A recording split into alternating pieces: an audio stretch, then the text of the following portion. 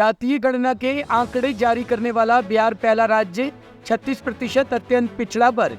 बिहार सरकार ने सोमवार को जातीय गणना के आंकड़े जारी कर दिए हैं। इसके साथ ही बिहार जातीय गणना के आंकड़े जारी करने वाला पहला राज्य बन गया है। इसमें अत्यंत पिछड़ा वर्ग 36%, अन्य पिछड़ा वर्ग 27% है। सबसे ज्यादा 14.26% यादव है, ब्राह्मण 3.65% है, राजपूत 3.45% है। सबसे कम 0.60% कायस्तों की है। नहीं, सबसे पहले मैं देश को और बिहार को, जनता को जो है धन्यवाद और बधाई देना चाहते हैं। साथ ही साथ आदरणीय लालू प्रसाद जी और आदरणीय मुख्यमंत्री नीतीश कुमार जी को बधाई देना चाहते हैं। हम लोगों की शुरू से ही ये मांग रही है, सड़क से संसद तक हम लोगों ने संघर्ष किया था। जातीय जनगणना हम लोग चाहते थे, लेकिन बिहार में हम लोगों ने जाति आधारित गणना हम लोगों ने कराया है। और साइंटिफिक जो डेटा जो है, आर्थिक सामाजिक न्याय की जो लड़ाई लगातार हम लोगों ने जो लड़ी है, और चुनाव में भी यह हमेशा से हम लोगों का अहम मुद्दा रहा है, बेरोजगारी और जातीय जनगणना को लेकर के। देवरिया में पूर्व पंचायत सदस्य सहित 6 लोगों की हत्या से पूरे इलाके में तनाव। उत्तर प्रदेश के देवरिया जिले में जमीन विवाद को लेकर पुरानी रंजिश में 6 लोगों की हत्या कर दी गई है। हत्या की इस बड़ी घटना को लेकर पूरे इलाके में हड़कंप मच गया है। जानकारी के मुताबिक देवरिया जिले के रुद्रपुर के निकट फतेहपुर गांव में पुरानी रंजिश को लेकर 6 लोगों की हत्या कर दी गई है। घटना को लेकर पूरे इलाके में हड़कंप मचा है। रुद्रपुर कोतवाली क्षेत्र के फतेहपुर गांव में क्या वारदात हुई है, क्या जानकारी है, जी बताएं। देखिए, सुबह लमसम 8 बजे के आसपास हम लोग को सूचना मिली कि देवरिया के रुद्रपुर तहसील के फतेहपुर गांव के एक लेहड़ा टोले में एक वारदात घटित हुई है, जिसमें बताया ये गया कि एक पक्ष के एक आदमी का तुरंत डेथ हुई थी और बाकी 6 लोग पुलिस को अनकॉन्शियस स्टेज में मिले थे। तो जिनको हम लोग ने देवरिया मेडिकल कॉलेज में रेफ़र किया, तो वहाँ डॉक्टर ने जब उनका एग्जामिनेशन किया तो उसमें शायद 5 लोगों की डेथ बताई जा रही है। और मैटर जो ये बताया जा रहा है, शायद एक पुरानी रंजिश को लेके है। तो ये पुराना ज़मीनी विवाद था, जिसमें सत्यप्रकाश दुबे के भाई थे साधु दुबे। उन्होंने अपने हिस्से की पूरी ज़मीन जो है प्रेम यादव जी को बेची थी, और प्रेम यादव जी उस ज़मीन पर काबिज थे, जिसका मैटर लमसम आज से 7-8 साल पहले शॉर्ट आउट हो चुका था। और चूँकि इसमें अटैक पर डेथ हुई है, बाद में एक रिटेलिएशन हुआ, उस रिटेलिएशन में बाकी घटना बताई जा रही है। अभी एग्जैक्ट कुछ भी कह पाना थोड़ा सा मुश्किल है। हम लोग उसकी जांच पड़ताल कर रहे हैं, और जैसे ही हम लोग को फर्दर इन्फॉर्मेशन मिलेगी हम आप लोगों को सूचित करेंगे। कोई गिरफ्तारी वगैरह भी हुई है? अभी हम लोगों ने एक पक्ष से एक गिरफ्तारी की है, और बाकी के लिए हम लोग प्रयासरत हैं। ठीक, धन्यवाद। त्योहारों से पहले देश को दहलाने की साजिश नाकाम, ISIS के 3 आतंकी दिल्ली से गिरफ्तार। NIA ने ISIS के जिन 4 आतंकियों पर 3 लाख का इनाम घोषित किया था, उनमें से एक मोहम्मद शहनवाज को दिल्ली पुलिस की स्पेशल सेल ने दिल्ली से गिरफ्तार किया है। स्पेशल सेल ने शहनवाज समेत 3 आतंकियों को गिरफ्तार किया है। काफ़ी लंबे समय से इंडियन मुजाहिदीन और ISIS के जो भी अलग अलग सरगना रहे हैं, उन पे ख़ास तौर पे नज़र रखता आया है, और तमाम अलग अलग केसों में बहुत सारी गिरफ्तारियां करी हैं। बहुत सारे ऐसे मॉड्यूल बस्ट किए हैं जिनका टाइमली बस्ट ना होने से बहुत ही सीरियस वारदात कहीं ना कहीं ये लोग अमल में ला सकते थे।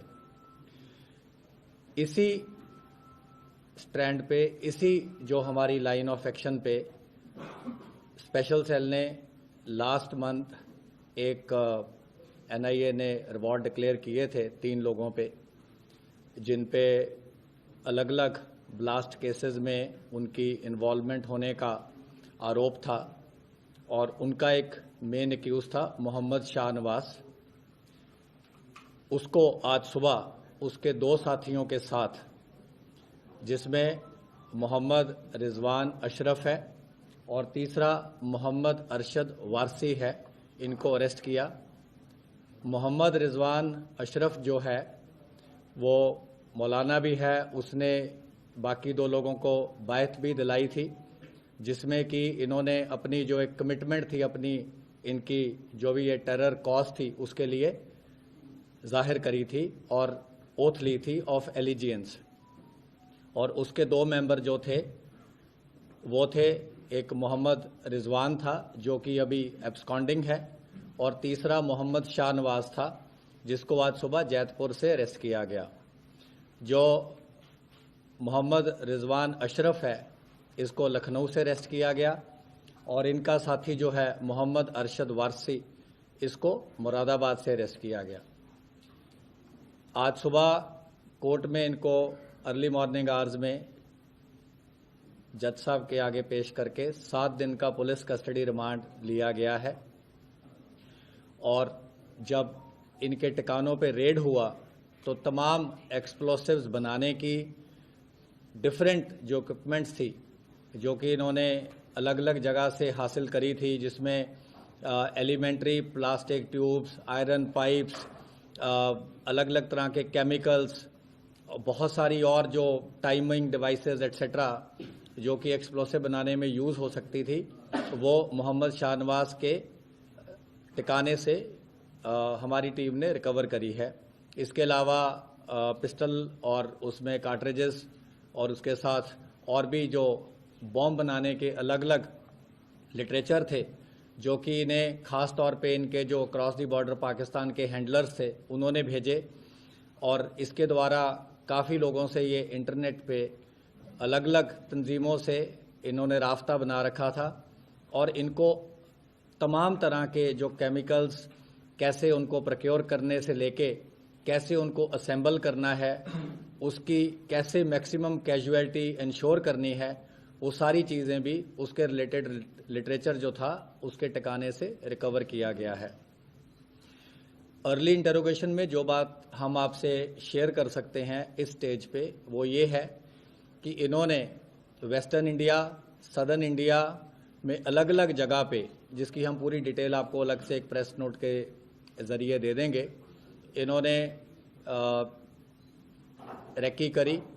वेस्टर्न घाट्स में इन्होंने अपना ठिकाना बनाने की कोशिश करी। कई ऐसे वाइल्ड लाइफ एरियाज़ थे जहाँ पे इन्होंने नंबर ऑफ वीक्स बिताए, और इनको क्लियरली एक टास्किंग दी जाती थी कि किस स्टेज पे क्या करना है। इवन गुजरात, अहमदाबाद एट्सेट्रा इन एरियाज़ में भी इनको काफ़ी इन्होंने एलेबोरेट रेकी करी, और इनको क्लियर टास्किंग दी गई थी कि जो भी इन्होंने प्लान करना है वो इस तरीके से करना है कि लोकल प्रोक्योरमेंट हो, ताकि किसी भी तरीके से जो क्रॉस बॉर्डर एलिमेंट्स हैं उन पे बाद में इनकी जो एलिजियंस या जो इनको गाइडेंस है उसका जो कोई भी ब्लेम है वहाँ पे ना लग सके। ब्यूरो रिपोर्ट, टीम तफ्तीश न्यूज़।